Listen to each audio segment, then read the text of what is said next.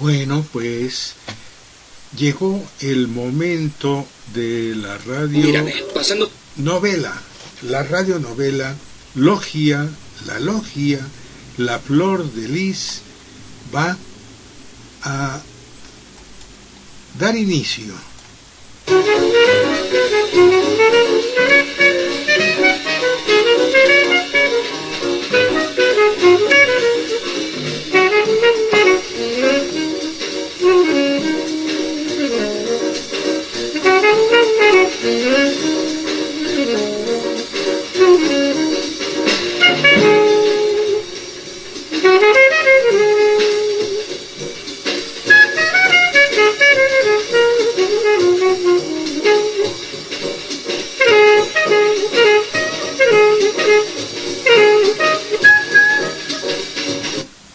Bueno, es necesario hacer un resumen de la novela que ya va en el 4º capítulo.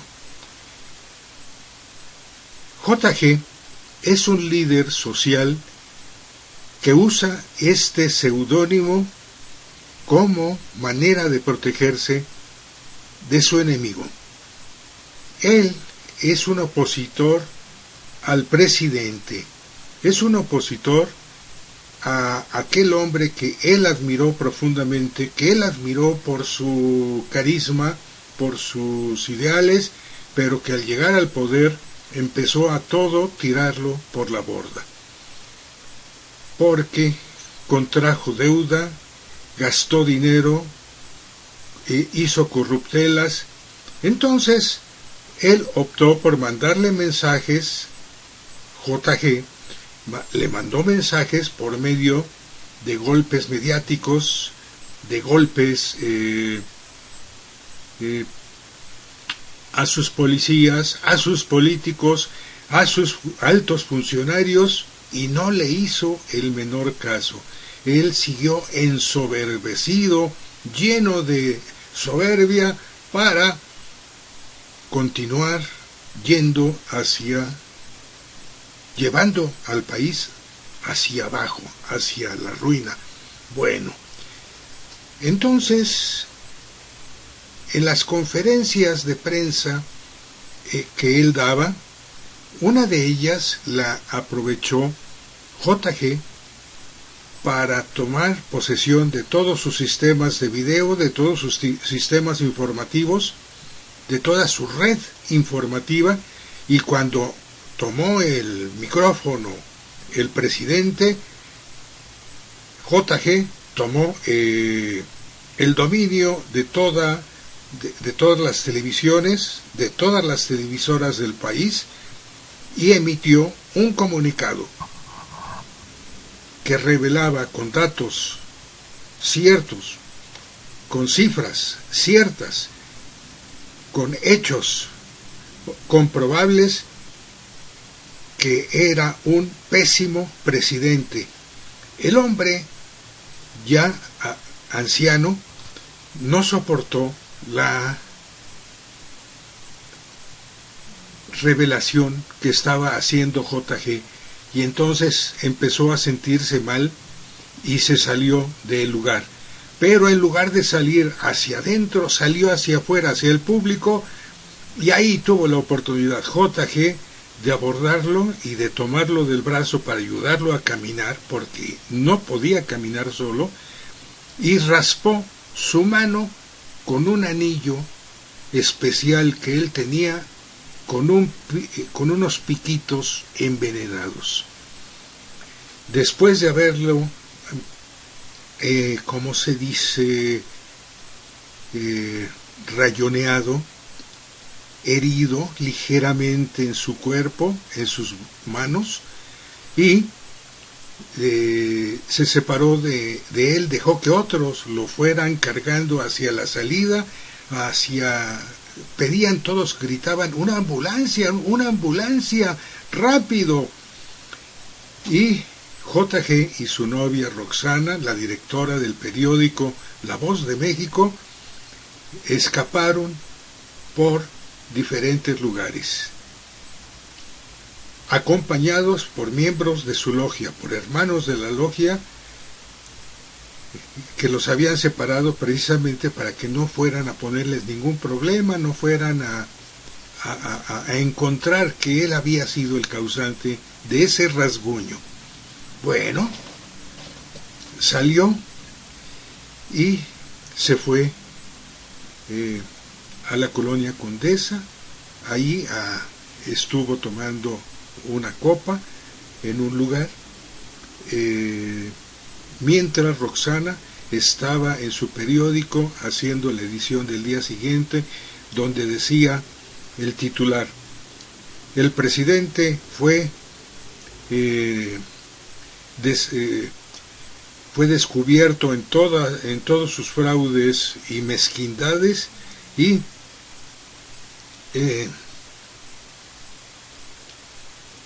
estuvo a punto de sufrir un infarto. Entonces le leyó este titular a JG y le dijo: es magnífico. ¿Qué tal que nos veamos al rato? Sí, muy bien. ¿Te acuerdas dónde comimos carne con queso? Sí, muy bien. Ahí nos vemos en una hora. Y entonces JG fue a su departamento para comprobar que todavía la policía no sabía su identidad, todavía no lo relacionaba. Y entonces limpió sus computadoras, transfirió sus claves de los bancos que tenía, bancos en todo el mundo, los transfirió a otra computadora y borró completamente toda huella de él en ese departamento, en su casa, y partió para ver a Roxana. Y ahí le reveló que sí, que él era JG, porque no lo sabía, que él era JG y que no le dijera palabras de alabanza porque todavía no había hecho nada, todavía no había logrado el objetivo. Así que se fueron más tarde a hacer el amor al hotel, a un hotelito en la colonia Nápoles, y a las 4 de la mañana él se salió y le dijo: tú vete mañana en un taxi de aplicación a tu trabajo y yo ya me voy porque tengo miedo a ser visto, a ser identificado.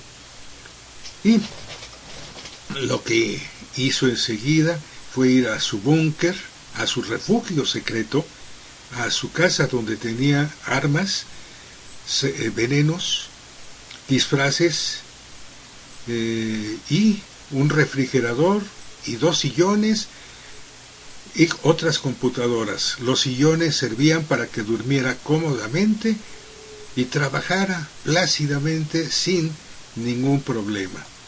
Así que él había logrado su objetivo, había herido al menos al presidente y sabría después si ya lo había matado. Cambia el enfoque, porque ahora piensa un policía en todo lo que vivió el día anterior.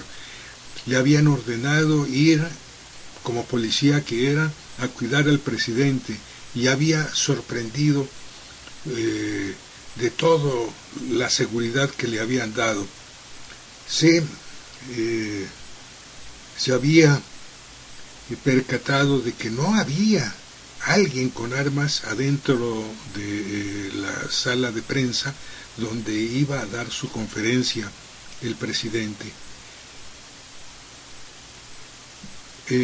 Pensaba también, porque había estudiado un diplomado en criminología, había identificado el tipo de personalidad de JG, el hombre, el individuo que había cometido algunos delitos, que no firmaba, pero algo le decía que eran del mismo autor.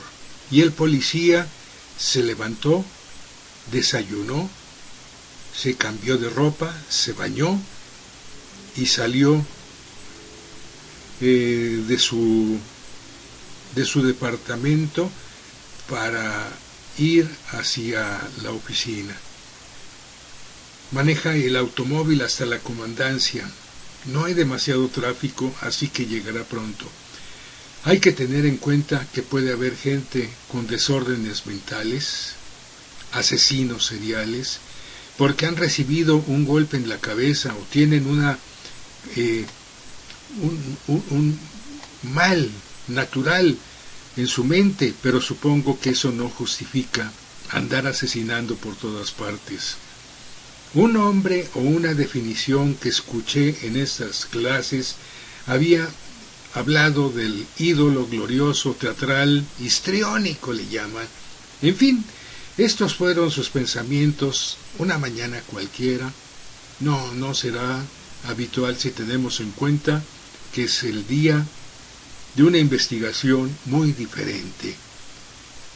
Llega a su oficina y lo saluda un nuevo elemento que entra ese día al servicio secreto.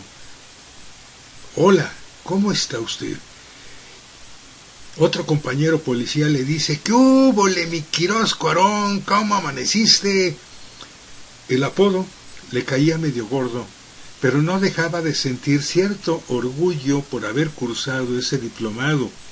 En cambio, el resto de sus compañeros ni siquiera se les antojó. Bien, jefe, ¿listo para lo que se ofrezca? A ver, te voy a presentar a este muchacho nuevo, ven. Se acercó un joven trajeado, medio musculoso, de unos 75 y le calculó 25 años. Aquí te presento a Quirós Cuarón. No es cierto. Es tu compañero Armando. Gana más que tú y también es tu jefe. Tú me vas a decir cuándo es justo y necesario que le dé un arma a este muchacho para que lo vayas midiendo y entrenando. Mucho gusto, me dijo. ¿Por qué el apodo de Quirós Cuarón? Dijo muerto de la risa. Se debe a que tomé un diplomado y el nombre mencionado es de un doctor en criminología, máxima figura de la materia. Así que me agarran de cotorreo los jefes y amigos, pero es un incentivo, me obliga a seguir estudiando. Dile a este muchacho todo lo que sepas de JG, que no es mucho. Le pregunté al joven, ¿has oído hablar de JG? Por cierto, ¿cómo te llamas? Para el aludido fue como recibir una orden de alerta, porque rígido como un árbol de roble, contestó, Emilio, señor. Pues sí, he escuchado lo que los noticieros y la prensa han publicado, o casi todo. Relájate. No hay por qué estar tenso. Nada más vamos a platicar mientras veo unos papeles. Porque ya vamos al rato a salir para hacer unas diligencias que tienen que ver con este personaje. Entraron a un pequeño cubículo con un escritorio y anaqueles con expedientes llenos de polvo, papeles por todas partes. Había 3 sillas. Bueno, pues debo aclarar que es importante hacer una separación de los hechos ciertos de las especulaciones que hacen los periodistas, porque creo entender que hay mucho por averiguar por parte de las autoridades.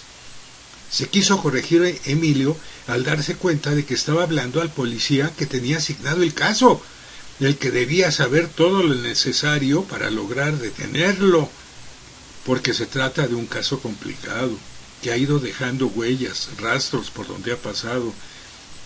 Por eso le digo, en realidad, sé muy poco. Pues sí, es normal que tengas ese punto de vista. Agradeció la taza que una servicial secretaria le llevó. ¿Quieres mi café? Ahora mismo me traen otro. De ninguna manera. No, aquí la señorita es muy linda y va a traer una segunda taza para que brindemos por JG. Ahora que vamos por él. La joven hizo un gesto agradable. Notaba que estaba sirviendo la primera taza del novato.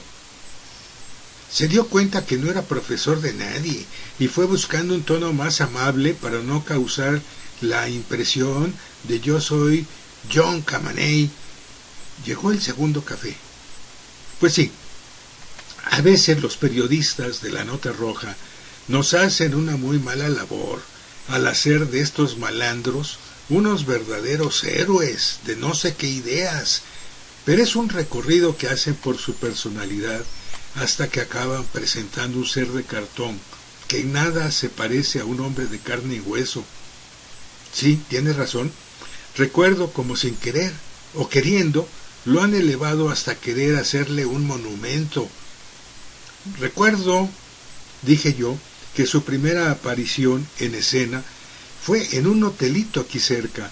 Torció el cuello y asfixió a una trabajadora sexual, que por cierto estaba muy guapa. Se desvaneció, se evaporó el atacante. Hizo una salida muy extraña y nadie dice haberlo visto. Al otro día mandó a los periódicos una fotografía de la licencia de esta chica con un recadito cursi. Es mi primera aparición. Limpiaré México. J.G. Juan González. Recuerdo, dijo Armando, que un diario tomó el caso y aseguró que no debería existir este oficio, que es inmoral, y quién sabe cuántas necedades mencionó. Exacto, dije yo, lo más extraño es que no dejó ningún indicio que valiera la pena. La verdad, no le echamos todos los kilos, porque parecía un crimen como cualquier otro. No le dimos importancia. Parecía un delito aislado, un loco que quería notoriedad. A partir de ese trabajito se soltaron una serie de crímenes raros, extraños. Uno se los atribuyó directamente a J.G. De otros sospechamos, nada más. ¿Puedo tomar notas?, preguntó el joven. Claro. Me brotó el maestro que todos llevamos dentro. Es importante ponerle fecha. ¿Con quién estás? Lugar. Hay que ser ordenado. Seguía pasando los papeles que había en el escritorio y ya casi los agotaba. Hubo otro asesinato que no se atribuyó, pero era muy raro, muy complicado para hacerlo. Lo realizó limpiamente. A don Andrés N. le dieron cuello con un filosísimo cuchillo. Nadie se explica cómo entró y salió sin ser visto en un edificio de lujo. Nada le robaron, nada desapareció. Una cámara de vigilancia registró a una persona saliendo, solo, chamarra negra, algo como una gorra oscura. El recado fue: un reptil menos. Bastante cursi. Basta ya de ver papeles. Los que faltan tendrán que esperar. Dime, Emilio, ¿te gusta el puesto? ¿Te gusta ser policía? ¿Te gusta ser secreto? Ha sido por casualidad que te están asignando conmigo. Llevo el caso de J.G. Me gusta mucho. Es un reto del más alto nivel. No esperaba un desafío tan significativo, dijo el más joven, el trajeado. Toma el periódico, está sorprendido y lee para Emilio. El presidente se recupera lentamente. Tendremos el parte médico que informa cuándo se podría presentar a trabajar o el periodo de recuperación. Ah, este hombre es duro como el mármol. ¿Qué suponen que le pasó? ¿Fue un ataque o una enfermedad?, se atrevió a preguntar Emilio. Por el momento las teorías más fuertes que se manejan son un EBC, enfermedad cardiovascular, que le deja inconsciente unas horas, unos días o unos meses. Las otras son más extravagantes. Alguien le dio horas antes en un alimento un veneno por identificar, que tendría los efectos que estamos viendo. Otra, y la más probable, es que por el estrés, las emociones que vivió ese día, colapsó de manera natural y se recuperará en breve, en mayor o menor grado. Hay que ver los estudios de laboratorio que le están haciendo. Hay muchos rumores. ¿Qué dicen esos rumores? ¿Dónde se escuchan?, preguntó. En todas partes, en los pasillos, en las cantinas, los restaurantes, el amigo, la amiga. En el caso de Andrés N. no había señales de robo ni de que hubieran llevado algo que les interesara. Tú habrás leído que el asesinato se dio en el estacionamiento, en uno de los subterráneos. Subí a verificar la muy elegante suite que ocupaba y no faltaba absolutamente nada. No hubo consumo de bebidas o alimentos. No faltaba ninguna de las obras de arte que tenía, unas pinturas de firma famosa, unas esculturas carísimas. No faltaba nada. Solo habían querido matarlo. ¿Un capricho? ¿Una venganza? Hablaba de que hace poco lo habían corrido de la bolsa de valores. Así que nos dimos a la tarea de averiguar más sobre sus compañeros de trabajo. Puro picudo los de la bolsa de valores. Tales tienen dinero para pagar el trabajito, aportó el joven. Eso sí, se pensó, y no seguimos la investigación por ese lado. La limpieza con la que se realizó nos llamó la atención. Un criminal deja algo así como su firma. Pues este no dejó nada, salvo su recado, un reptil menos. En un mensaje desde un teléfono con la fotografía de una cara, de una cartera cara. Por cierto, tenía el nombre de Andrés. Me surge la duda, ¿se la habría regalado o robado?, preguntó Emilio. Mira, qué inteligente está resultando. Veamos los videos de anoche. Habrá información valiosa. Iremos a Palacio Nacional. Se levantó con la rapidez que no había tenido hasta ese momento, ajustó el arma a su cinturón y se puso la chamarra negra, dejando el saco azul para despedirse y salir de las oficinas. Dejaron el auto en un estacionamiento cerca, caminaron hasta unas discretas puertas de madera, ocultaban una serie de pantallas donde se podían ver los diferentes pasillos, escaleras, salones, despachos que había en la residencia oficial. Saludó a todo el mundo que estaba disponible porque había otros que no separaban los ojos de la pantalla. Quiero ver, analizar cada una de las personas y de los rostros de quienes estuvieron la tarde de ayer en el salón donde se dio la rueda de prensa. ¿Qué espera ver para ayudarlo a analizar las acciones? No sé. Eso es lo bonito de ese trabajo, eso es lo difícil de ese trabajo. Intuyo que debe haber algún detalle que nos diga algo sobre la sorpresiva enfermedad que le dio al señor presidente. Empezaron a repasar las imágenes, primero a la velocidad normal.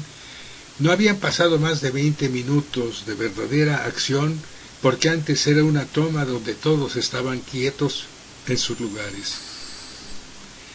Después empezó el discurso, la interrupción, el intento de salida del señor presidente del salón, el alboroto natural de los asistentes y finalmente la salida hasta donde se colapsó el hombre que intentaba abandonar el salón. Después lentamente dejó correr el video, en algunos minutos que le parecieron clave a Cuarón. Perdone, ¿cómo se llama? ¿O cómo quiere que lo llame? Cuarón está bien, no tiene remedio. Así me dicen, y eso soy. Ya después te enterarás de mi real nombre. A Romualdo le dicen el Reno. A Toño le dicen el Tigre. Yo soy Cuarón. Aquí están este cuate y una chava que está muy guapa. Parece conductora de televisión, le digo. En el minuto 14 se pone de pie y busca al presidente para ayudarlo a caminar. Hasta el minuto 16 que entra un oficial de seguridad y continúa apoyándose en él, casi cargándolo. Todo pasó rápidamente. A ver, deje verlos, dice el joven. Cuando se separan y un hombre va a ayudar al señor presidente, Eso es, ahora veo su rostro, es castaño, alto. Ella es alta, guapa, los dos con buena ropa. Se destacan por su buen aspecto entre los reporteros. Bien pensado, le digo. Ahora, averiguar quiénes son. Aquí hay una liga con un servicio, una aplicación que te informa el nombre de ciertos rostros. Es una aplicación de reconocimiento facial. Sí, ahí está. Ella es Roxana del Castillo, la directora de un periódico, se llama La Voz de México. Él es, ahora lo busco. Sin duda, sí, tiene cara de jefe, de que es el que manda, se atrevió a sugerir Emilio. Sí, es cierto, tiene cara de jefe. Búscame todo lo que puedas en internet. Los jóvenes le saben mucho a la gran nube. A ver, quiero más datos para tener un punto de vista. Para empezar, quiero que hagas el mismo procedimiento de buscar el rostro. Luego, en otra computadora, me averiguas quién es, a qué se dedica y qué hacían en las ruedas de prensa. ¿Salgo a comer? ¿Quieres algo? Una torta de milanesa, si se puede. Claro que se va a poder. Y continuaremos en la siguiente sesión.